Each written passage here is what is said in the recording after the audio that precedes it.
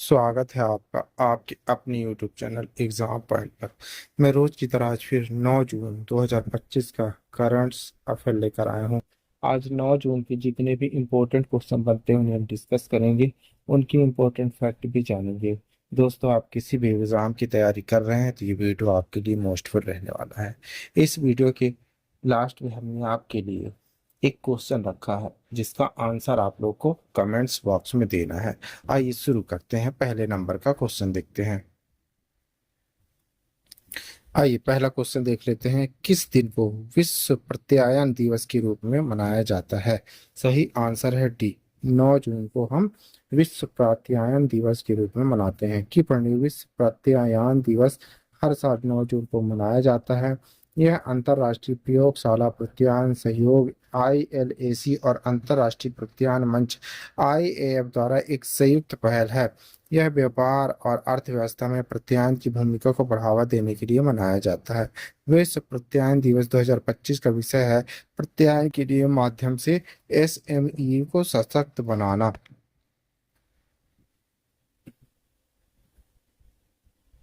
दूसरे नंबर का क्वेश्चन देखते हैं। ICC पुरुष और महिला खिलाड़ी का पुरस्कार किसने जीता है?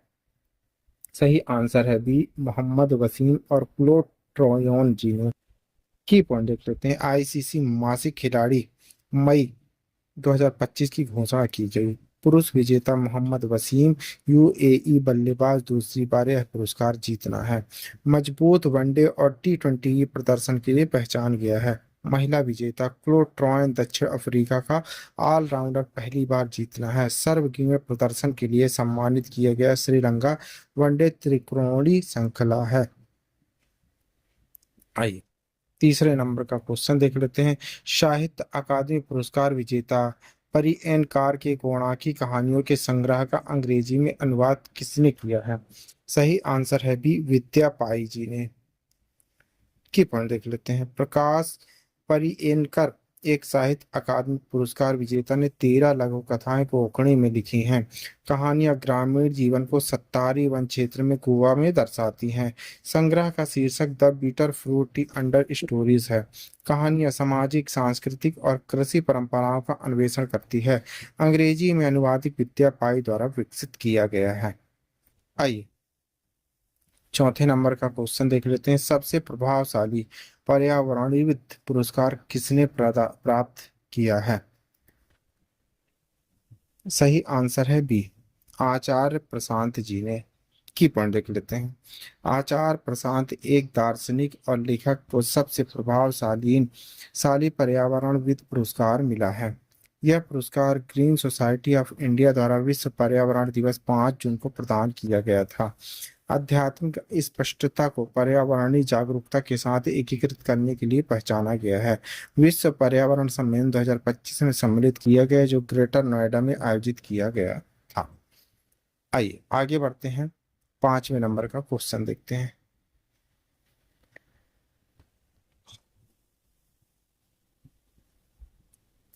ABC महिला वॉलीबॉल नेशन कप कहाँ आयोजित किया जा रहा है? सही आंसर है सी, हैनोई में। की पॉइंट लिखते हैं। ABC महिला वॉलीबॉल नेशन कप 7-14 7 से 14 जून को हनोई वियतनाम में आयोजित किया गया है। 10 राष्ट्रीय टीमें 2026 एशियाई महिला वॉलीबॉल चैंपियनशिप में एक जगह बनाने के लिए प्रतिस्पर्धा कर रही हैं। यह टूर्नामेंट उभरते वॉलीबॉल राष्ट्रों के लिए है, जिसमें जापान, चीन, थाईलैंड जैसे शीर्ष एशियाई टीमें शामिल नहीं हैं। भारत विश्व में 53वें स्थान पर है और 2024 में 5वां स्थान प्राप्त करने के बाद वापसी का लक्ष्य रहा है। आइए 6वें नंबर का क्वेश्चन देख लेते हैं। किस देश ने कक्षीय अंतरिक्ष स्टेशन के रख रखाव के लिए ड्रोन लॉन्च करने की तकनीक का पेटेंट कराया है? सही आंसर है ए, रूस ने। की पढ़ते हैं। रूस ने एक तकनीक का पेटेंट कराया है जिसमें स्वचालित अंतरिक्ष यान को एक कक्षीय स्टेशन से लॉन्च किया जा सके। यह दुनिया का पहला ड्रोन प्लेटफॉर्म होगा जिसमें रख रखाव के लिए रोबोट होंगे। इस तकनीक का परीक्षण रूसी कक्षीय स्टेशन ROS पर किया जाएगा। इसे बाद में चंद्रमा अन्वेषण के लिए उपयोग किया जा सकता। आइए आगे बढ़ते हैं, 7वें नंबर का क्वेश्चन देख लेते हैं।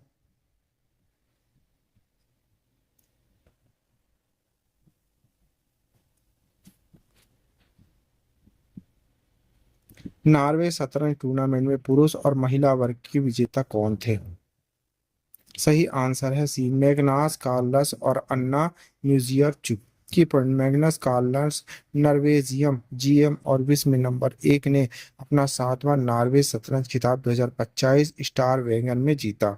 उन्होंने अंतिम गेम अर्जुन एरगाइसी के साथ ड्रा किया और 16 अंक के साथ समाप्त किया। फेबियानो करुआना यूएसए ने अंतिम दौर में डी गुकेश भारत को हराया और 15.5 अंक के साथ दूसरा स्थान प्राप्त किया। गुकेश तीसरा स्थान 14.5 अंक के साथ प्राप्त किया, जो 2023 की तरह है।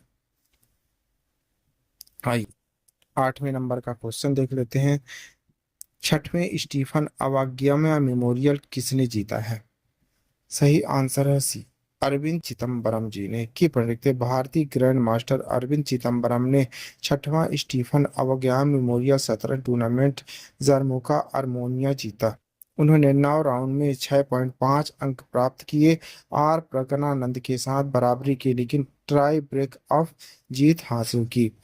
शोन बोन बार्कर प्रणाली का उपयोग ट्राई ब्रेक के लिए किया गया था। यह पराजित विरोधियों की ताकत को ध्यान में रखता है। अरविंद अपरिचित रहे, जिसमें 4 जीत और 5 ड्रा, 10 खिलाड़ी राउंड रॉबिन इवेंट में शामिल थे। आइए 9वें नंबर का क्वेश्चन देख लेते हैं। संयुक्त राष्ट्र महासभा सम्मेलन कहाँ आयोजित किया जा रहा है? सही आंसर है डी, नीस में। की पढ़ते डॉक्टर जितेंद्र सिंह पृथ्वी विज्ञान मंत्री फ्रांस में एक अंतरराष्ट्रीय महासागर सम्मेलन में भाग लेने के लिए गए। संयुक्त राष्ट्र महासागर सम्मेलन यूएनओसी नीस फ्रांस में आयोजित किया जा रहा है। इस आयोजन में नेता, वैज्ञानिक, नीति निर्माता, नागरिक समाज सतत महासागर शासन पर चर्चा कर रहे हैं।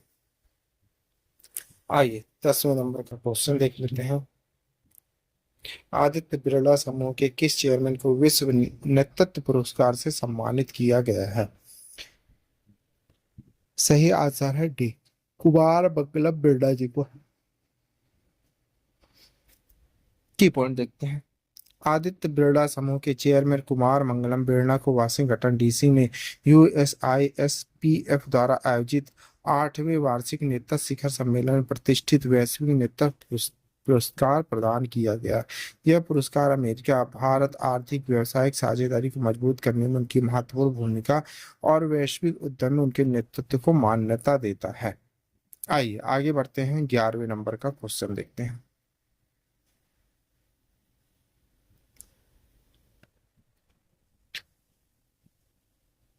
11वां नंबर देख लेते हैं। टीवीएस मोटर कंपनी के नए अध्यक्ष और प्रबंध निदेशक सीएमडी के रूप में किसे नियुक्त किया गया है? सही आंसर है सी, सुदर्शन वेणु जी को। की प्रोडक्ट टीवीएस मोटर कंपनी ने घोषणा की कि सुदर्शन वेणु को बोर्ड द्वारा सर्वसम्मति से 25 अगस्त 2025 से प्रभावी नया अध्यक्ष और प्रबंध निदेशक के रूप में चुना गया है।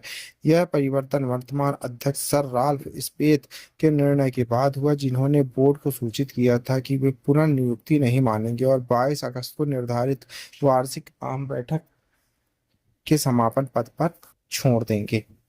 आइए आगे बढ़ते हैं, 12वें नंबर का क्वेश्चन देखते हैं।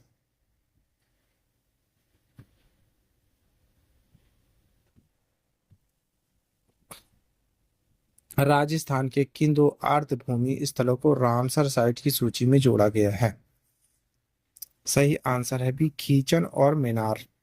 की पढ़ते राजस्थान की 2 अर्धभूमि फौलादी में खींचतान और उदयपुर में मेनार को रामसर स्थलों की सूची में जोड़ा गया है, जिससे भारत में ऐसी आर्द्र भूमियों की कुल संख्या 91 हो गई।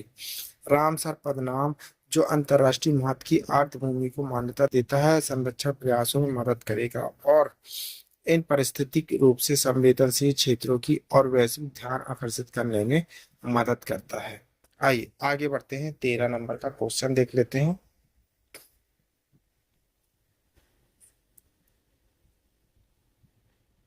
रोनाल्ड गेरोस की मिश्रित युगल फाइनल में किस जोड़ी ने खिताब जीता है?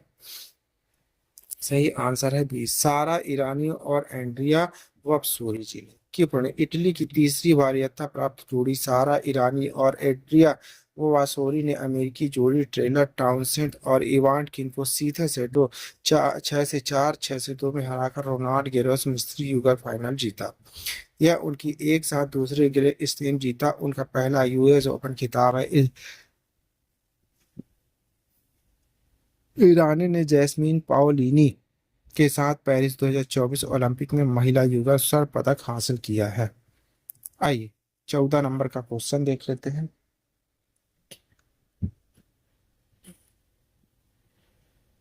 भारत सरकार ने किस उद्देश्य से आयुष निवेश सारथी पोर्टल लॉन्च किया है?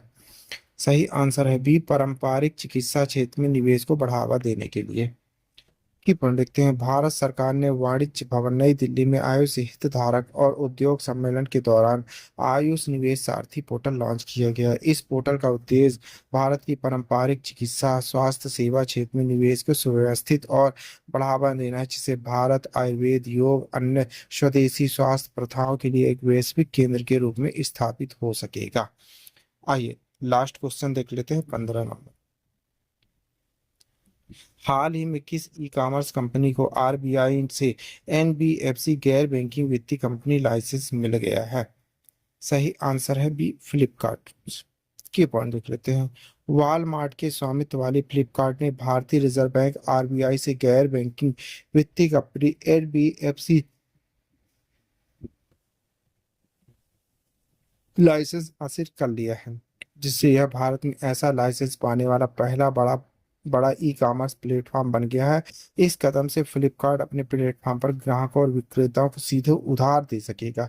हालांकि वह इस लाइसेंस से के तहत जमा स्वीकार नहीं कर सकता। यह कदम भारत में ई कॉमर्स आधारित वित्तीय सेवाओं में एक महत्वपूर्ण बदलाव को दर्शाता है। आइए आपके लिए क्वेश्चन है, इसी क्वेश्चन का आंसर आप लोगों को कमेंट्स बॉक्स में देना है। क्वेश्चन देख लेते हैं। भारत सरकार ने 2027 की जनगणना को कितने चरणों में करने का निर्णय लिया है? 1 चरण, 2 चरण, 3 चरण या 4 चरण? दोस्तों इस क्वेश्चन का आंसर आप लोग को कमेंट्स बॉक्स में देना है। आंसर आप लोग कमेंट्स बॉक्स में जरूर दीजिएगा, भूलिएगा नहीं। आप पढ़ रहे हैं 9 जून 2025 का डेली करंट अफेयर। दोस्तों आप किसी भी एग्जाम की तैयारी कर रहे हैं तो ये वीडियो आपके लिए मोस्टफुल रहने वाला है। इस वीडियो की पीडीएफ डाउनलोड करने के लिए आप हमारे टेलीग्राम चैनल एग्जाम पॉइंट पर जाकर वहां से पीडीएफ डाउनलोड कर सकते हैं। Thank you for watching my video. इस वीडियो को ज़्यादा से ज़्यादा शेयर करें, लाइक करें, कमेंट करें। Thank you.